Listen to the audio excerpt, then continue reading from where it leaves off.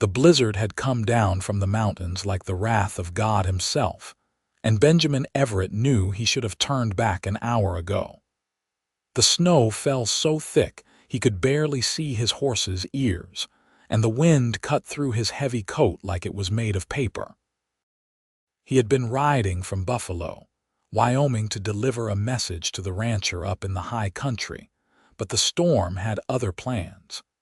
February of 1884 was proving to be one of the harshest winters he could remember, and he had lived in these parts all 26 years of his life. His mare, a sturdy chestnut named Copper, suddenly stopped and refused to move forward despite his urging. Benjamin squinted through the white curtain of snow and saw what had spooked her. There, crumpled against a fallen pine tree, was a dark shape that looked distinctly human. His heart lurched. No one could survive long in this cold, not without proper shelter. He dismounted quickly, his boots sinking into snow that came up past his knees. As he approached, he realized it was a woman, her lips blue, her skin pale as death itself. She wore a thin traveling dress that was completely inadequate for this weather, and her dark hair was matted with ice. He knelt beside her and pressed his fingers to her neck, searching for a pulse. It was there, faint but steady. She was alive, but just barely. "Madam, madam, can you hear me?" Benjamin said urgently, but she did not respond. Her eyelids fluttered but did not open. He looked around quickly, assessing the situation. They were still a good hour from any shelter in this weather, probably more. She would not make it that long. He needed to act now. Benjamin had grown up learning survival skills from his father, a former mountain man who had settled in Wyoming to raise cattle. Those lessons came flooding back now. First, he needed to get her out of the wind. He spotted an outcropping of rock about 30 yards away, partially sheltered by an overhang. It was not much, but it would have to do. Benjamin scooped the woman into his arms, surprised by how light she was, and carried her toward the rocks. She was ice cold against his chest, and he could feel her shivering even through her unconsciousness. That was actually a good sign. When people stopped shivering, that was when you really had to worry. He laid her down in the most sheltered spot he could find, then went back for Copper. The horse followed reluctantly, not liking the storm one bit. Benjamin retrieved his bedroll and supplies from the saddlebags, then tied Copper on the lee side of the rocks where she would have some protection from the wind. Now came the critical part. He needed fire, and he needed it fast. Benjamin gathered what dry wood he could find, mostly dead branches from the underside of nearby pines, where the snow had not penetrated as deeply. His fingers were already numb, but he worked quickly, building a small teepee of kindling in the most sheltered corner of the rock overhang. He pulled out his flint and steel, his hands shaking from the cold, and struck them together. Once, twice, 3 times. A spark caught in the char cloth he had positioned in the kindling, and he bent down to blow on it gently, coaxing it to life. The small flame grew, licking at the dry pine needles and twigs. Benjamin carefully added larger pieces of wood, building the fire up until it crackled and popped, throwing blessed heat into their small shelter. Only then did he turn his attention back to the woman. She was still shivering, which meant her body was still fighting. He needed to get her out of those wet clothes, but he hesitated, not wanting to violate her dignity. Then his practical side took over. Dignity would not matter if she was dead. He quickly unbuttoned her traveling dress and peeled it away from her skin. Underneath, she wore a simple cotton shift and corset, both damp from the snow. He unlaced the corset and removed it, then wrapped her in his wool blanket and the bearskin from his bedroll, positioning her as close to the fire as he dared without risking burns. Benjamin hung her wet clothes on sticks near the fire to dry, then added more wood to keep the flames going strong. He pulled his own coat tighter around himself and settled in beside her, rubbing her hands and feet to encourage circulation. Her fingers were like ice, and he could see the beginning signs of frostbite on a few of her toes. He massaged them gently, trying to warm them gradually. Too much heat too fast could cause more damage. "Come on," he murmured. "Stay with me. You are not going to die out here. I will not let you." Time seemed to move differently in the storm. It could have been minutes or hours that he sat there, tending the fire, warming her extremities and watching for any change in her condition.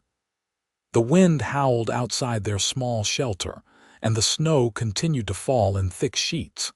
Benjamin kept thinking about how she had ended up out here. There were no homesteads nearby, no reason for a woman to be traveling alone in the mountains in winter. She must have gotten separated from a wagon train or a traveling party somehow. He studied her face in the firelight. She looked young, maybe 22 or 23, with delicate features and long dark lashes that rested against pale cheeks.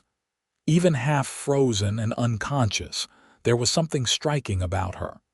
He wondered what color her eyes were, what her voice sounded like. He shook his head at himself. What kind of man thought such things when a woman was fighting for her life? Benjamin pulled out his canteen and took a small sip of water, then wet his handkerchief and dabbed it against her lips. If she woke up, she would need water. Dehydration was almost as dangerous as the cold. He checked her feet again and was relieved to see some color returning to them. The fire was doing its work. As darkness fell outside, the storm seemed to intensify.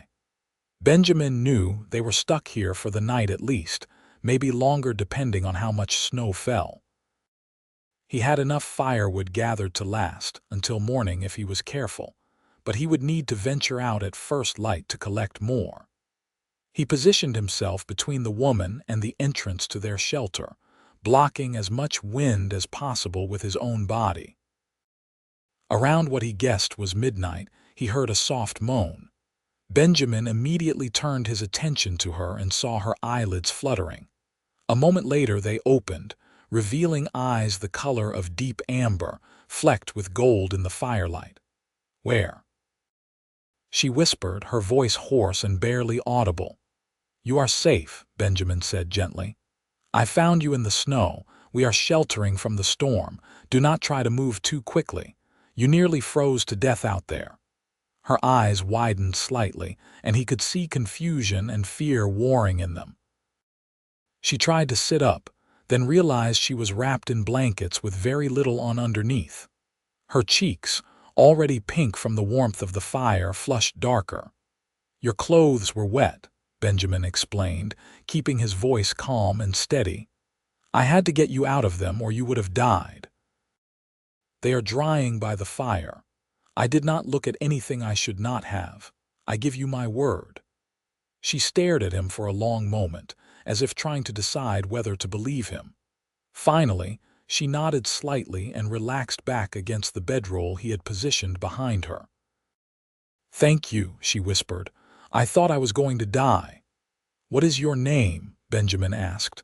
"And how did you end up out here alone?" "Delilah," she said softly. "Delilah Drake. I was traveling with my aunt from Denver to Montana. She was taking me to live with her after my parents died of influenza last fall. We stopped in Buffalo to rest the horses and get supplies. I went for a walk to stretch my legs, wandered farther than I meant to, and got turned around. When I tried to find my way back, the storm hit. I just kept walking, hoping I would find the town or the road, but everything looked the same. All white. I was so cold. I remember falling and then nothing until now." Benjamin felt a surge of sympathy for her. She had lost her parents and was being sent to live with relatives, then had nearly died in a blizzard. Life could be cruel sometimes. "My name is Benjamin Everett," he said. "I live on a ranch outside of Buffalo with my family. Well, it is just my father and me now since my mother passed 3 years back. I was heading up to the high country to deliver a message when the storm caught me too. Found you just in time, I think.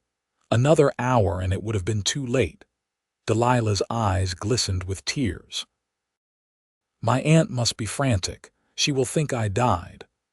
"Once the storm clears, I will get you back to Buffalo," Benjamin promised. "Your aunt will be mighty relieved to see you alive. For now, you need to rest and get your strength back. Are you hungry? I have some jerky and hardtack in my pack." "Not much of a meal, but it is better than nothing." She nodded, and he retrieved the food from his saddlebag. Delilah ate slowly, her hand still shaking slightly as she held the dried meat.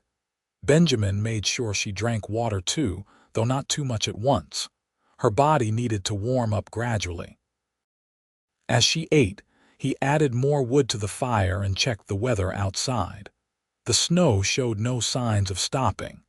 They were definitely stuck here until morning at the earliest, possibly longer. He hoped his father would not worry too much. Benjamin had been caught out in storms before and always made it home, but this one was particularly bad. "You should try to sleep," Benjamin said, settling back down near the fire. "Your body needs rest to recover." "What about you?" Delilah asked, her voice still soft and weak. "You must be exhausted too." "I will keep watch and tend the fire," he said. "Someone needs to make sure it does not go out, and I want to keep an eye on you. You are not out of danger yet." Delilah looked like she wanted to argue, but another wave of exhaustion washed over her and she closed her eyes. Within minutes, her breathing had deepened into sleep. Benjamin watched her for a moment, making sure she was truly resting, then turned his attention back to the fire. The night passed slowly. Benjamin dozed off a few times, but never for long, always jerking awake to check on Delilah and add wood to the fire. Each time he looked at her, he felt that strange pull in his chest, that sense of responsibility mixed with something else he could not quite name. She looked peaceful in sleep. Her dark hair spread across the blanket, her face finally showing healthy color instead of that terrible blue-tinged pallor. When dawn finally broke, the storm had lessened but not stopped. The snow was still falling, though not as heavily, and the wind had died down to a manageable level. Benjamin ventured out to gather more firewood and to check on Copper, who nickered at him reproachfully as if to say it was about time he showed up. He gave her some grain from his supplies and brushed the snow off her back, murmuring apologies for the uncomfortable night. When he returned to the shelter, Delilah was awake, sitting up with the blankets clutched around her. Her clothes were mostly dry now, though still damp in places. "Good morning," Benjamin said, stamping snow off his boots. "How are you feeling?" "Better," Delilah said, and her voice was indeed stronger. "My feet hurt, and I am still cold, but I feel more alive than I did last night. That pain is a good sign. It means the blood is flowing properly again. You may have some minor frostbite on your toes, but I do not think it is serious. We will have a doctor look at you once we get back to town." He pulled out more jerky and some dried apples he had forgotten about. "Breakfast is served. Sorry it is not more appetizing." Delilah accepted the food gratefully. "It tastes like heaven right now. I cannot remember the last time I ate. Before I went for that walk, I think." They ate in companionable silence for a while, the crackling of the fire and the whisper of falling snow the only sounds. Benjamin found himself sneaking glances at her, noting the way the firelight played across her features, the graceful way her hands moved despite their roughness from the cold. "You saved my life," Delilah said suddenly, looking directly at him. "I do not know how to thank you for that. If you had not found me, if you had not known what to do, I would be dead right now." Benjamin felt his ears go hot with embarrassment. Any decent person would have done the same. "No," Delilah said firmly. "Not everyone would have stopped. Not everyone would have known how to build a fire in that storm or how to treat someone who was freezing. You did more than just find me. You fought to keep me alive. That matters." Their eyes met, and Benjamin felt something shift between them, some unspoken understanding that went deeper than words. He cleared his throat and looked away, suddenly feeling like the air in their small shelter was too warm. "We should probably wait a few more hours before we try to head back," he said, his voice rougher than he intended. "Give the storm time to clear and give you time to regain more strength. Can you move your toes and fingers all right?" Delilah wiggled her fingers, then her toes, wincing slightly. "They all work, just hurt a bit. I think I am all right." Benjamin nodded, relieved. He had been worried about serious frostbite, but it seemed she had been spared the worst of it. "That is good, real good. You were lucky." "Not lucky," Delilah corrected softly. "Blessed. Blessed that you came along when you did." The hours passed more quickly now that they were both awake. They talked to pass the time, sharing stories about their lives. Benjamin learned that Delilah had grown up in Denver, the only child of a shopkeeper and his wife. She had helped in her father's store, learning to read and write and do figures. She loved books, she told him, especially novels about adventure and far-off places. "I always wanted to travel," she said wistfully. "See the ocean, maybe visit San Francisco or even Europe. But my parents needed me in the store and then they got sick. I nursed them for weeks, but the influenza was too strong. They died within days of each other." Her voice cracked slightly. "My aunt is my mother's sister. She wrote and said I could come live with her and her husband in Montana. They have a small ranch there. I did not have much choice. The store had to be sold to pay debts and I had nowhere else to go." "I am sorry," Benjamin said, meaning it. "Losing your parents, losing your home, that is a lot for one person to bear." Delilah smiled sadly. "Everyone has their burdens to carry. You lost your mother too. That must have been hard."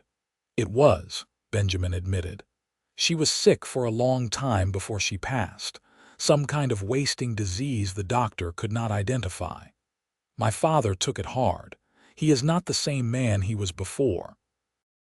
He works from dawn to dusk now, barely talks, barely eats. I think staying busy keeps him from thinking about her too much." "And you?" Delilah asked gently. "How do you keep from thinking about her too much?" Benjamin was quiet for a moment. No one had ever asked him that before. "I guess I do the same thing. Work. Ride. Keep moving. If I stay still too long, the sadness catches up with me." Delilah reached out and touched his hand briefly, a gesture of comfort. The contact sent a strange warmth through Benjamin that had nothing to do with the fire. By mid-afternoon, the snow had finally stopped, and the sun was trying to break through the clouds. Benjamin judged it safe enough to travel, though the going would be slow through the deep drifts. He helped Delilah into her clothes, turning his back to give her privacy while she dressed. Her traveling dress was wrinkled and still slightly damp, but it would have to do. "I am afraid you will have to ride with me," Benjamin said, preparing Copper for the journey. "It is not proper, I know, but there is no other way. The horse cannot carry 2 saddles, and you are not strong enough to walk through this snow." "I do not care about proper right now," Delilah said. "I just want to get back to civilization and let my aunt know I am alive."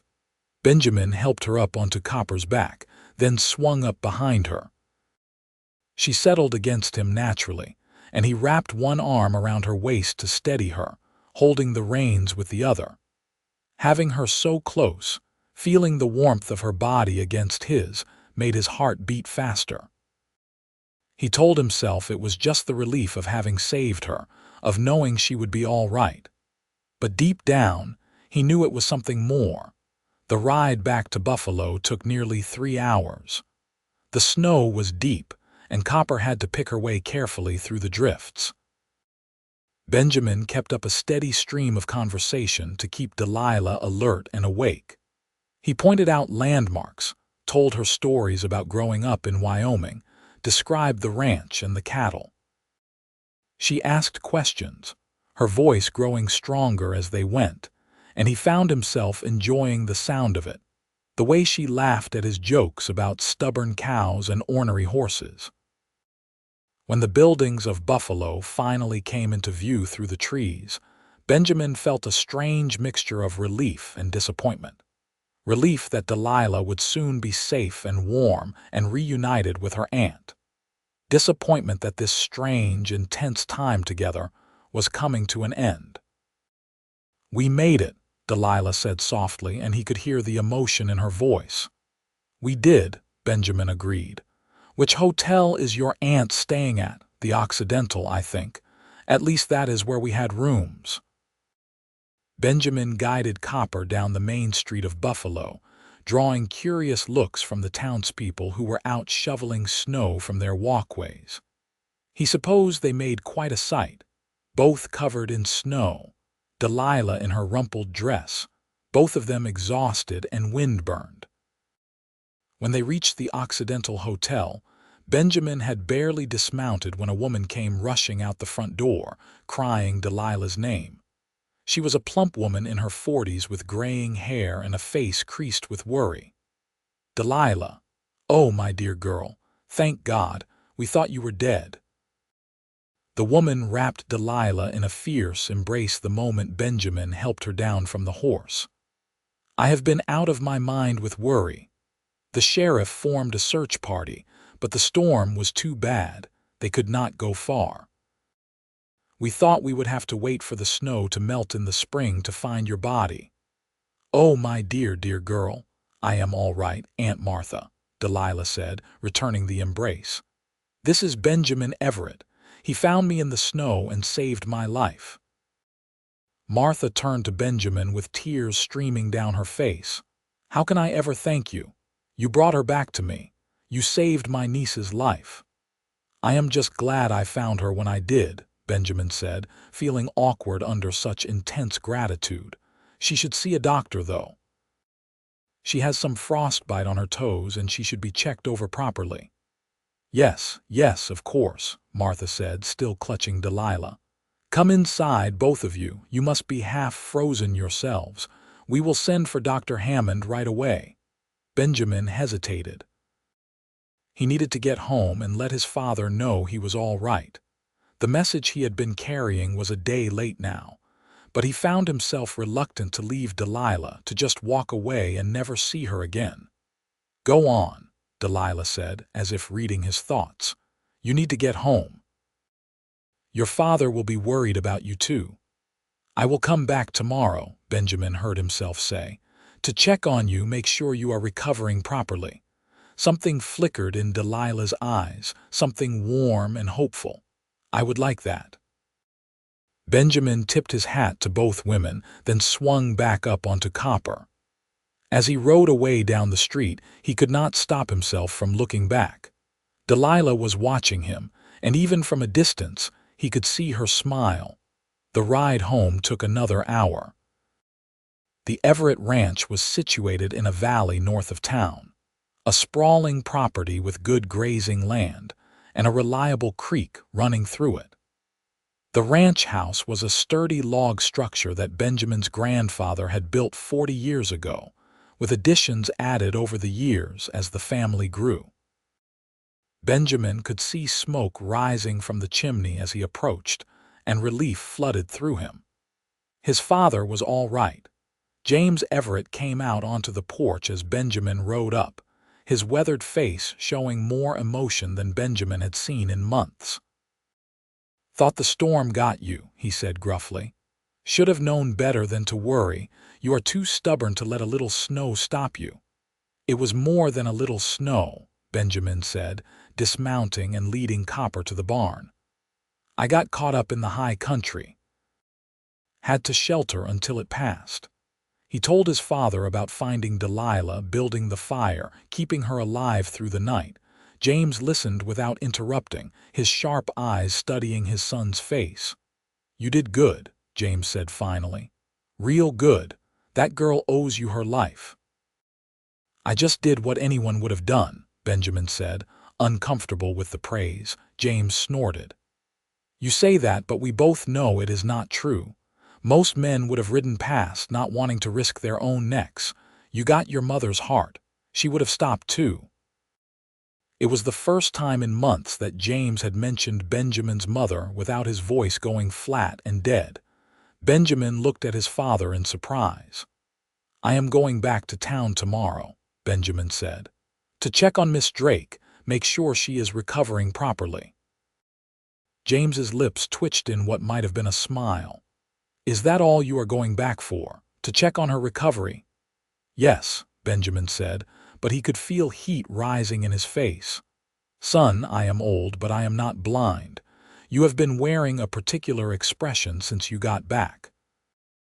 Same one I used to wear when I was courting your mother. I just met her yesterday, Benjamin protested. Does not matter how long you have known someone, James said. Sometimes you just know. I knew with your mother the first time I saw her. Took me near a year to convince her to marry me, but I knew from that first meeting that she was the one. Benjamin did not know what to say to that. He had never heard his father talk this way before, had never heard him share details about his courtship with Benjamin's mother. It felt like something precious was being offered, some piece of his father that had been locked away since his mother's death. Get some rest, James said, clapping Benjamin on the shoulder. You look like you have been through hell. We will talk more in the morning. Benjamin did rest, falling into bed and sleeping for 12 solid hours. When he woke, it was late morning and sun was streaming through his window. The storm had passed, leaving behind a world transformed by snow. Everything looked clean and new and bright. He dressed carefully, choosing his best shirt and pants, brushing the trail dust from his coat. He shaved and combed his hair, then felt foolish for putting so much effort into his appearance. But he did not change. His father was in the barn when Benjamin saddled Copper. James looked up from the tack he was mending and gave his son an approving nod. You clean up pretty well when you try. Give Miss Drake my regards. The ride to Buffalo felt both too long and too short. Benjamin's stomach was tied in knots, and he kept thinking about what his father had said. Sometimes you just know. Did he know? He had spent one night with Delilah in extraordinary circumstances. That did not mean anything, did it? But he could not stop thinking about her, could not stop remembering the way she had looked in the firelight, the sound of her voice, the brief touch of her hand on his. When he arrived at the Occidental Hotel, he hesitated before going in. What if she did not want to see him? What if yesterday had just been gratitude, nothing more? He squared his shoulders and pushed open the door. The desk clerk directed him to a small sitting room off the main lobby. Delilah was there, seated on a settee near the window, her aunt beside her. Dr. Hammond was just packing up his bag. Ah, Mr. Everett, the doctor said, turning to Benjamin. I understand we have you to thank for saving Miss Drake's life. Fine work, young man. Fine work indeed. She has minor frostbite on 3 toes, but nothing that will not heal with time and care. She is a lucky young lady. How are you feeling? Benjamin asked Delilah, his eyes going straight to her.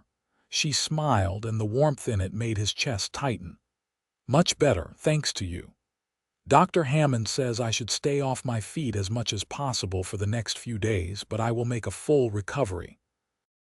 Aunt Martha stood up, giving Benjamin a meaningful look. I need to have a word with the hotel manager about extending our stay. Doctor, would you walk with me? I have some questions about my niece's care. It was about as subtle as a stampede, but Benjamin was grateful for it. The doctor and Martha left, and suddenly he and Delilah were alone in the sitting room. They are not very subtle, are they? Delilah said, laughter in her voice. Not even a little bit, Benjamin agreed, moving closer.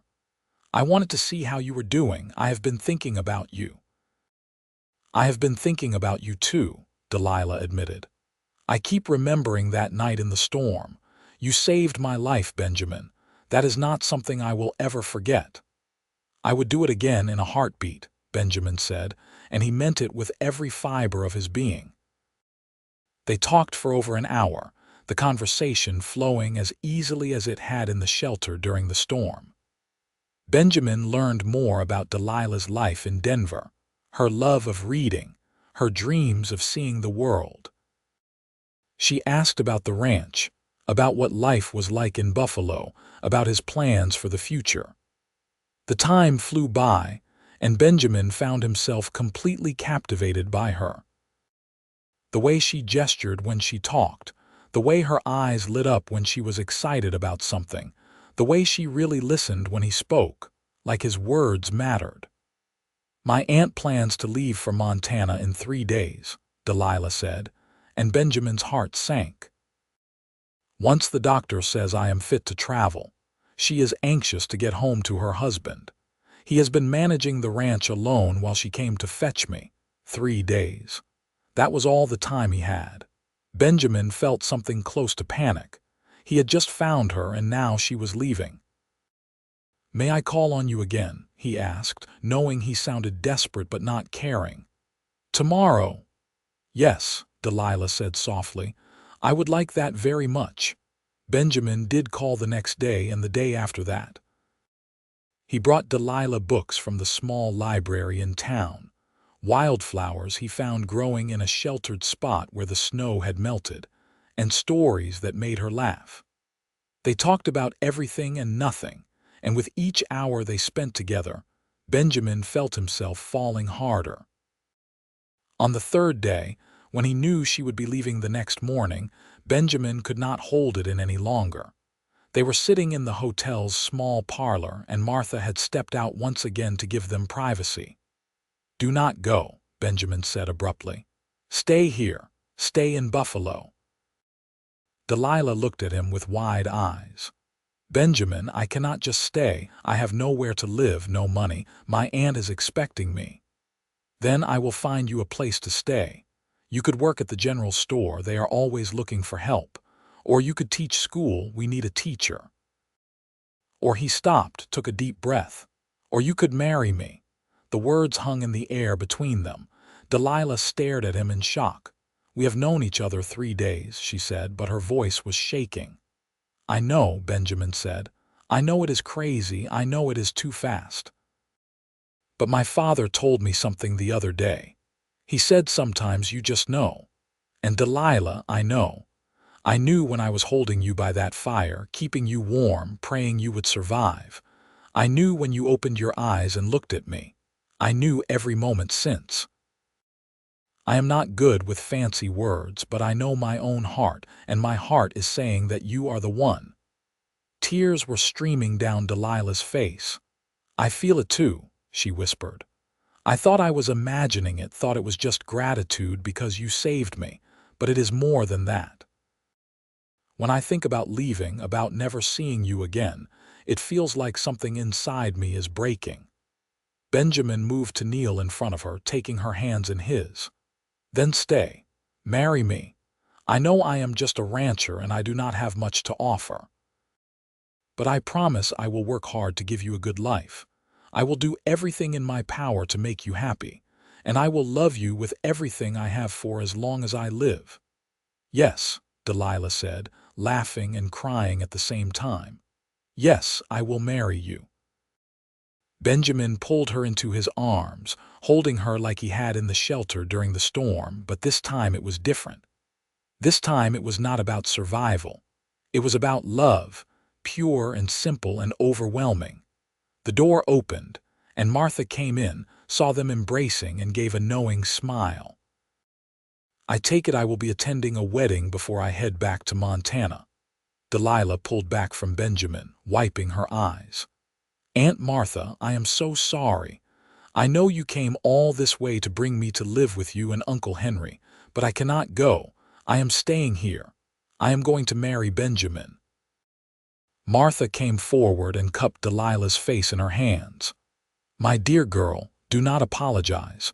Your uncle and I want you to be happy. If this man makes you happy, then you should stay with him. Your mother would have wanted that for you." She always said that real love was the most important thing in the world. "Thank you," Delilah said, hugging her aunt tightly. "Thank you for understanding." They were married 5 days later in the small church in Buffalo. James Everett stood up as Benjamin's best man, and Martha stood with Delilah. The ceremony was simple but heartfelt, and when Benjamin slipped the ring onto Delilah's finger, a simple gold band that had belonged to his mother, he felt his eyes sting with tears. "I love you," he whispered as they stood at the altar. "I love you too," Delilah whispered back. The first months of marriage were an adjustment for both of them. Delilah had never lived on a ranch before, had never cooked for ranch hands or learned to preserve food for the winter. But she threw herself into learning with the same determination that had helped her survive that night in the storm. James was patient with her, teaching her the things Benjamin's mother had once known. To Benjamin's amazement and joy, his father began to come back to life. Having Delilah in the house brought warmth and laughter that had been missing for so long. "She is good for you," James told Benjamin one evening as they watched Delilah in the garden she had planted near the house. "Good for both of us. Your mother would have liked her." "I wish they could have met," Benjamin said. "I think in a way they did," James said. "Your mother used to say that God puts people in our path when we need them most. You found Delilah when she needed you, but I think maybe she was put in your path because you needed her too. Because we all needed her." That first summer together was one of the happiest times of Benjamin's life. He taught Delilah to ride, and they would spend evenings exploring the ranch together, her seated in front of him on Copper just like that first ride back to Buffalo. She would lean back against him, and he would wrap his arms around her, and they would watch the sun set over the mountains. Delilah started teaching at the small school in Buffalo that fall. She would ride to town 3 days a week, and Benjamin always made sure to have Copper saddled and ready for her. Always watched her ride away with a mixture of pride and longing, counting the hours until she would return. Winter came again, and this time when the snow fell, Benjamin made sure Delilah stayed close to home. The memory of finding her in that storm was still too fresh, still gave him nightmares sometimes. She understood without him having to explain, would hold him when he woke gasping in the night from dreams of being too late, of not finding her in time. In the spring, Delilah told him she was expecting a baby. Benjamin was overcome with joy and terror in equal measure. He wanted a family with her, but he was afraid too. His mother had died of an illness, and women died in childbirth all the time. The thought of losing Delilah was unbearable. "I am going to be fine," Delilah assured him, taking his face in her hands. "I am strong. I survived a blizzard, remember. I can survive having a baby." She did more than survive.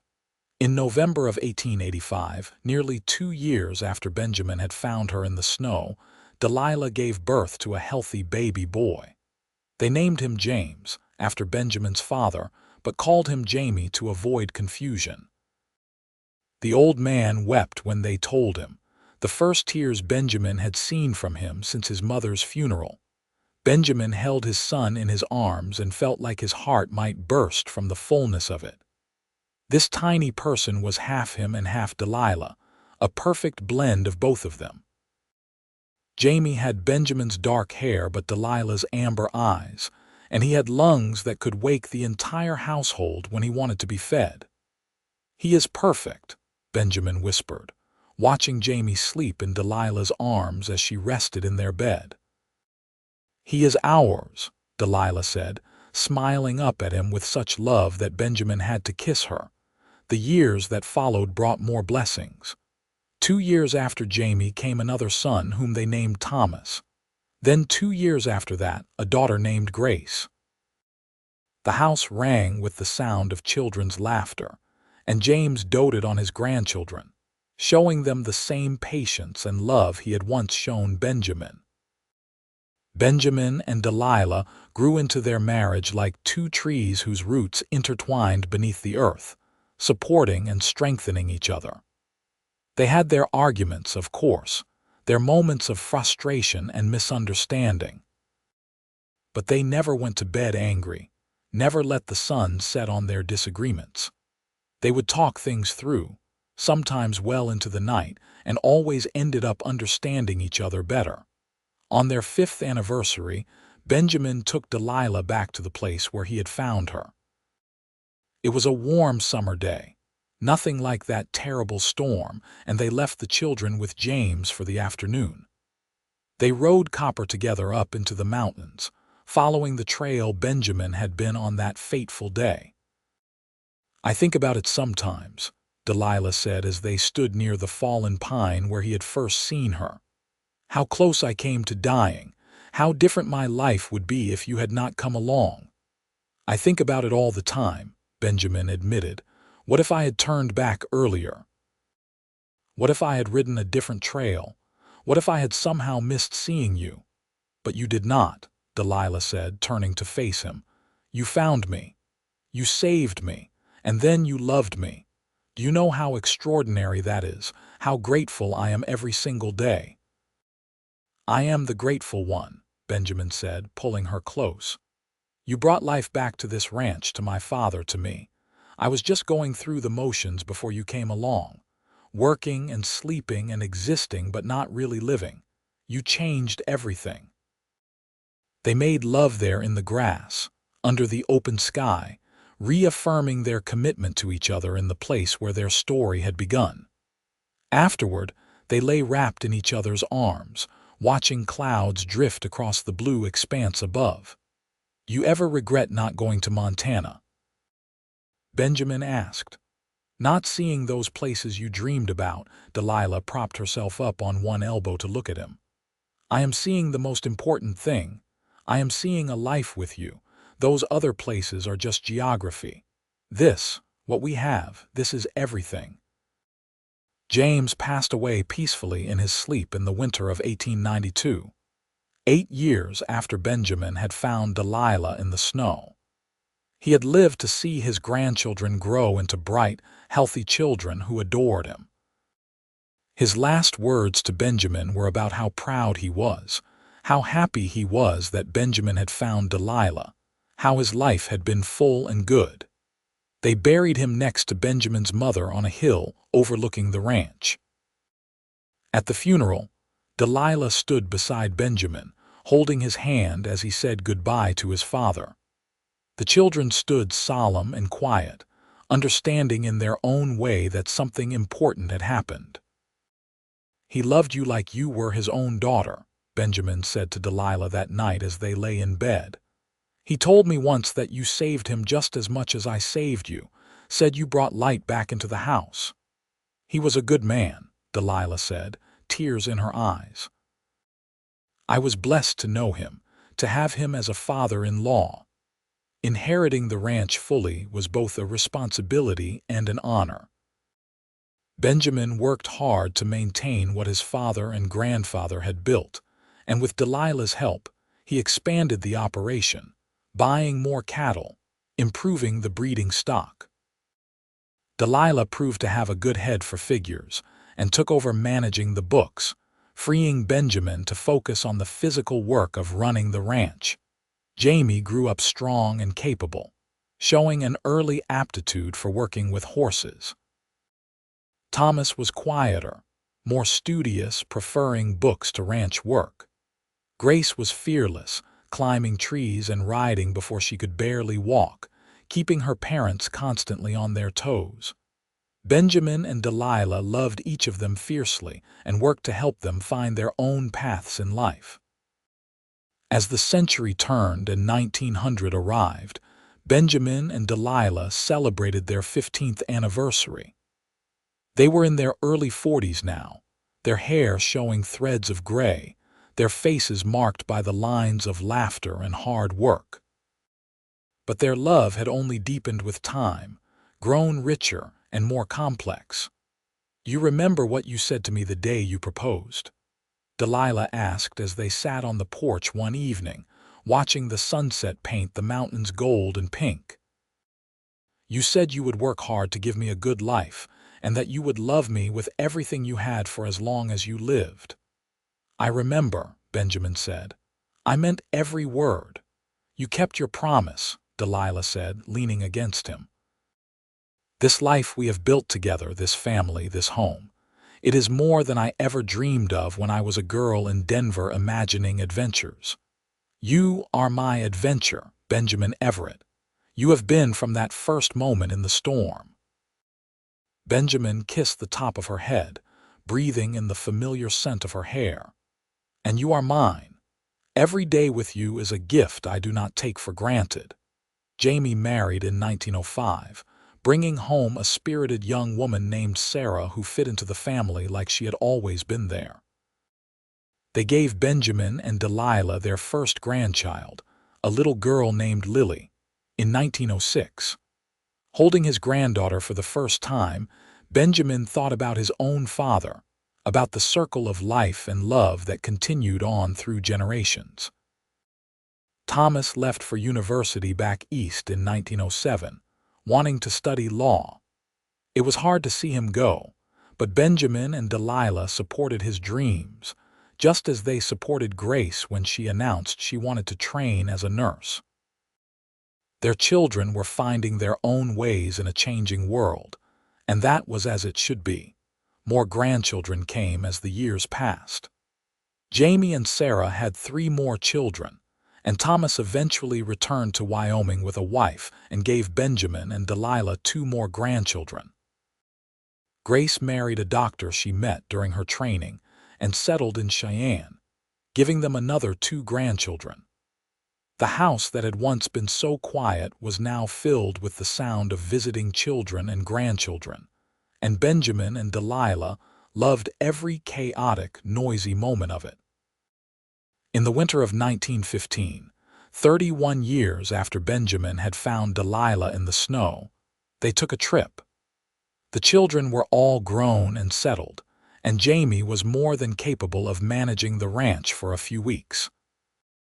Benjamin took Delilah to San Francisco, fulfilling her childhood dream of seeing the ocean. They stood on the beach together, holding hands as the waves crashed against the shore. Delilah had tears in her eyes as she looked out at the vast expanse of water stretching to the horizon. "It is beautiful," she said, "but not as beautiful as home, not as beautiful as the life we have built together." They traveled up the coast, seeing redwood forests and rocky cliffs. They ate in fine restaurants and stayed in hotels with electric lights and indoor plumbing. It was exciting and new and wonderful, but both of them were ready to go home after 2 weeks. Buffalo and the ranch and their family were where they belonged. As they grew older, Benjamin and Delilah spent more time together, less caught up in the work of the ranch and more focused on simply being together. They would take long rides through the mountains, revisiting places that held memories. They would sit on the porch in the evenings, holding hands and watching the sunset, comfortable in the kind of silence that only comes from decades of shared life. On cold winter nights, when the snow fell heavy outside their window, Benjamin would pull Delilah close and remember that night in the storm. He would think about how close he had come to losing her before he ever really had her, and he would hold her tighter, grateful for every single day they had been given. In the spring of 1920, as they prepared to celebrate their 35th anniversary, Benjamin planned something special. He arranged for all their children and grandchildren to come to the ranch for a party. He commissioned a new wedding ring for Delilah, a beautiful gold band set with small diamonds, to replace the simple ring she had worn for decades. The day of the party was perfect, warm and sunny with wildflowers blooming across the meadow. The house was full of family, full of love and laughter. When Benjamin presented Delilah with the new ring, tears streamed down her face. "The old ring was perfect," she said. "It was your mother's." It meant everything to me. And you can keep wearing it on your right hand, Benjamin said. But I wanted you to have something that was just from me, something that showed you how much these 35 years have meant, how much you mean to me. He slipped the new ring onto her finger, and their children and grandchildren cheered and applauded. Jamie raised his glass for a toast. "To my parents," he said, his voice thick with emotion, "who taught all of us what real love looks like, who showed us that commitment and loyalty and partnership are the foundations of a good life. Thank you for the example you have set. Thank you for building this family. And thank you for loving each other so well that we all grew up knowing what love should be." There was not a dry eye in the room as everyone raised their glasses. Benjamin looked at Delilah, at the woman he had found shivering in the snow so many years ago, and felt his heart overflow with gratitude. They had built a beautiful life together, a life filled with love and family and purpose. As the party wound down and the grandchildren were put to bed in various rooms throughout the house, Benjamin and Delilah slipped away to their room. They stood at the window together, looking out at the stars blazing in the clear night sky. "You think we get more than one life?" Delilah asked softly. "Do you think there is something after this?" "I do not know," Benjamin said honestly, "but I hope so. Because one lifetime with you is not enough. I will want forever." Delilah turned to face him, cupping his weathered face in her hands. "If there is another life, I will find you, just like you found me. Or I will find you again," Benjamin said. "I would search through every storm, every blizzard, every hardship to find you, because you are my home. You always have been." They kissed, a kiss that held 35 years of love and passion and partnership. Then they climbed into bed together, wrapped in each other's arms the way they had been on that first night when he was trying to keep her alive. But now they were keeping each other alive in a different way, through the love they shared, through the life they had built together. The years continued to pass, bringing both joys and sorrows as all years do. They lost some friends to time and illness. They gained more great-grandchildren, a whole new generation. They watched the world change around them, automobiles replacing horses, electricity coming to even remote ranches, the Great War touching lives even in Wyoming. Through it all, Benjamin and Delilah remained constant. They were each other's touchstone, each other's safe harbor. When Benjamin's joints ached from decades of hard work, Delilah would rub liniment into them and tell him stories to distract him from the pain. When Delilah grew tired more easily, Benjamin would insist she rest and would bring her tea and sit with her, content just to be in her presence. On a cold February day in 1926, exactly 42 years after Benjamin had found Delilah in the snow, they bundled up in warm coats and took one last ride together up into the mountains. They were both in their 60s now, but still strong enough to make the journey. Benjamin rode behind Delilah on Copper's great-great-grandson, a horse they had named Storm in honor of how they had met. They found the place where their story had begun, the outcropping of rock where Benjamin had built that life-saving fire. Time had weathered it, but it was still there, still recognizable. They dismounted carefully, their movements slower than they used to be, and stood together in the place where everything had changed. "If I could go back and tell that frightened, freezing girl what was going to happen," Delilah said, "I would tell her not to be afraid, that the man who was about to find her would become the greatest blessing of her life, that she was about to start an adventure more wonderful than anything she had ever read in any book. If I could go back and tell that young man what was going to happen," Benjamin said, "I would tell him that finding you would be the best thing he ever did, that every choice he made that led him to that spot at that moment was worth it, that he was about to meet the woman who would make him whole." They stood there for a long time, remembering, honoring the moment that had brought them together. Then they rode slowly back down the mountain, back to the ranch, back to their family. That evening, surrounded by children and grandchildren and great-grandchildren, Benjamin and Delilah sat in their favorite chairs by the fireplace. The flames crackled and danced, throwing warm light across the room, and Benjamin thought about all the fires he had built in his life. But none had been more important than that first one, the one that had saved Delilah's life and had, in a way, saved his too. Delilah reached over and took his hand, her fingers intertwining with his in a gesture they had repeated countless times over the decades. He squeezed back 3 pulses, their secret code. "I love you." She squeezed back twice. "I love you too." Around them, their family talked and laughed, building their own memories, creating their own stories. But Benjamin and Delilah were content to sit quietly, holding hands, warmed by the fire and by the love that had sustained them through 42 years of marriage.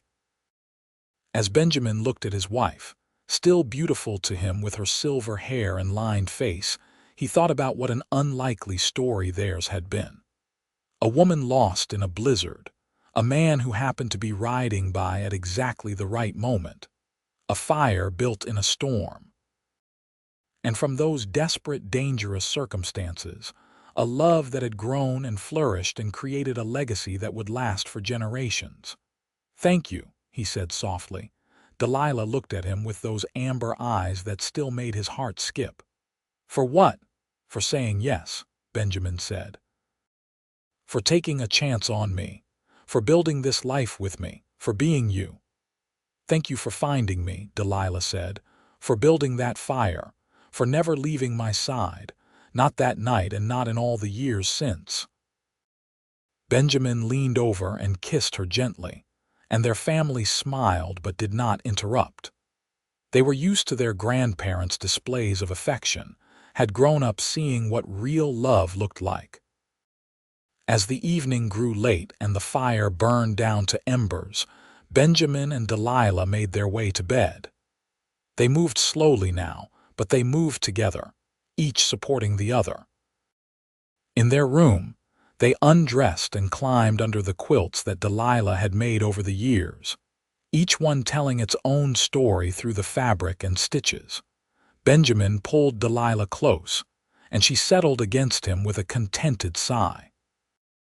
Outside, snow began to fall, soft and gentle, nothing like the blizzard of 42 years ago, but the sight of it through the window made them both smile. "If we had to do it all over again," Delilah murmured sleepily, "would you make the same choices?" "Every single one," Benjamin said without hesitation. "I would ride through that storm 1,000 times if it meant finding you.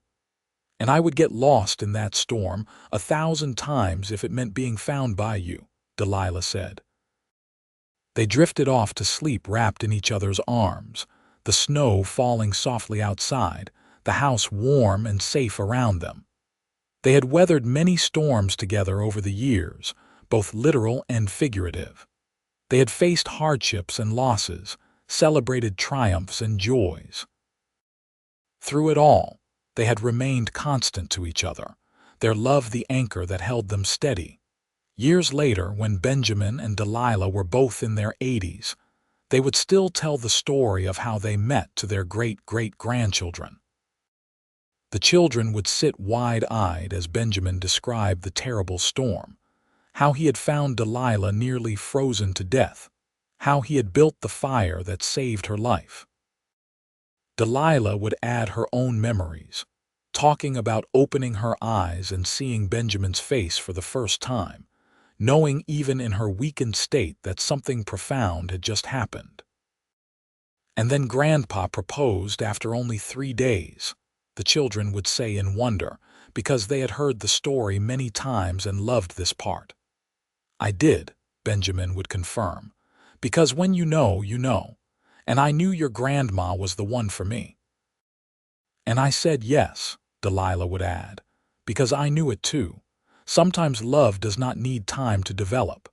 Sometimes it is there from the very beginning, like a seed that was just waiting for the right conditions to grow.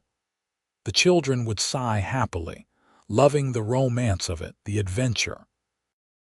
And Benjamin and Delilah would exchange glances, their eyes still holding that special spark even after all the decades together.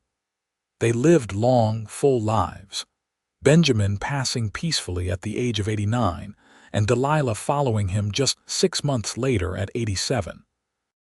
Their family mourned but also celebrated, because they knew that Benjamin and Delilah had lived the kind of life that most people only dreamed about. A life built on love, commitment, and the extraordinary circumstances that had brought them together. They were buried side by side on the hill next to Benjamin's parents, overlooking the ranch that had been their home for so many years. Their gravestone bore a simple inscription: Benjamin Everett and Delilah Drake Everett, beloved husband and wife, found in a storm, bound by love, forever together. The ranch stayed in the family, passed down through the generations. The story of how Benjamin and Delilah met became family legend, told and retold at gatherings and celebrations. The place where Benjamin had built that first fire became almost sacred to the family, a spot where couples would sometimes go to propose or to reaffirm their wedding vows. And sometimes, on winter nights when the snow fell heavy and the wind howled through the mountains, family members swore they could see two figures riding through the storm, a man and a woman on a single horse, making their way home through the blizzard. Not lost, but found. Not ending, but beginning. Not separate, but together, because some loves are strong enough to defy death, to transcend time, to become the very fabric of the place where they flourished. Benjamin and Delilah's love was like that. It had started with a fire built in desperation, with a man who refused to leave a stranger's side, with a woman who was strong enough to survive and brave enough to love. And it had grown into something that would live on long after they were gone, a testament to the power of love, commitment, and the extraordinary things that can happen when two souls find each other against all odds.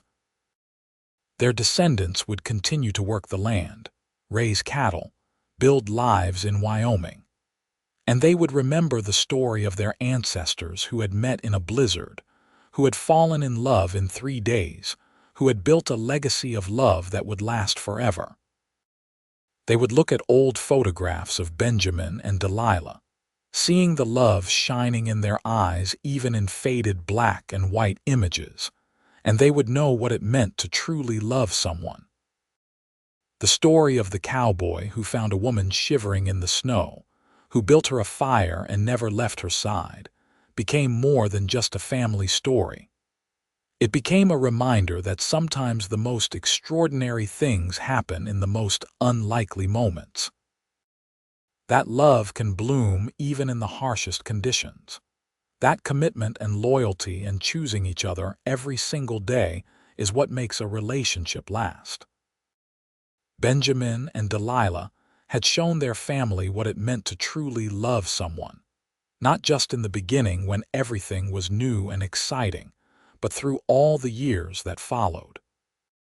Through the hard times and the good times, through the losses and the celebrations, through the ordinary days and the extraordinary ones. They had chosen each other that first night in the storm, and they had kept choosing each other every day for the rest of their lives. And that, more than anything else, was their true legacy. Not the ranch or the land or the material things they left behind, but the example of their love. The way they had looked at each other even after decades of marriage like they were still discovering something new and wonderful. The way they had supported each other, encouraged each other, fought for each other. The way they had built not just a life, but a love story for the ages. In the end, Benjamin had been right that day when he proposed to Delilah. Sometimes you just know. And when you know, you hold on with everything you have.